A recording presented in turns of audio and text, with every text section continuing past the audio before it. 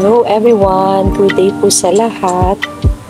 Samahan niyo po ako gumawa ng fondant cake toppers para sa aking cake order na gagawin. So, ang gumamit lang po ako dito ng fondant, minix ko po siya ng sagam paste para mas madali po siyang tumigas. Wala po akong mold, so mano-mano lang po yan hanggang sa ma-achieve ko yung tamang shape ng car. Then cut lang, hulma-hulma. Pag na-achieve ko na yan, lagyan na natin ng gulong. Yung gulong ay gamit lang ako ng tool, ball tool para sa ating gulong. Then nag-cut po ako ng bilog. Gamit ako ng circle cutter dyan. Then makulit ng bilog para maipasok ko po siya ng sakto sa aking ginawang butas para sa gulong. Then lagyan lang po ng konting tubig para dumikit po siya. Ayan, press para dumikit maigi. Gumamit po ako ng piping tip, yung maliit lang pong circle para medyo may design po pag sa gulong. Magmukha po talaga siyang gulong.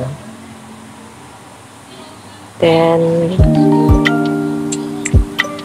sa windows naman tsaka sa door, nagkat lang po ko dyan, mano-mano, tansya-tansya lang po para ma-achieve natin yung para sa window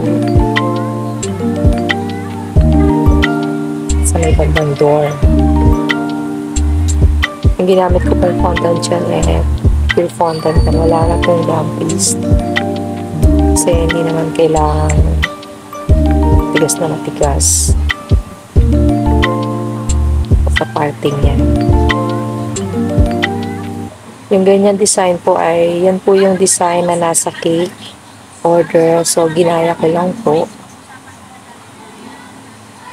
para car racing daw, so gumamit lang po ako ng ganyan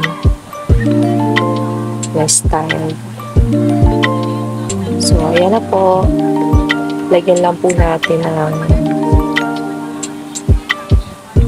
ilaw para magmukha naman siyang car talaga. So ayan, ayan na ang ating cake toppers na car. Mukha naman siyang car, diba? Ang cute niya napakaliit lang. Salamat po sa panonood.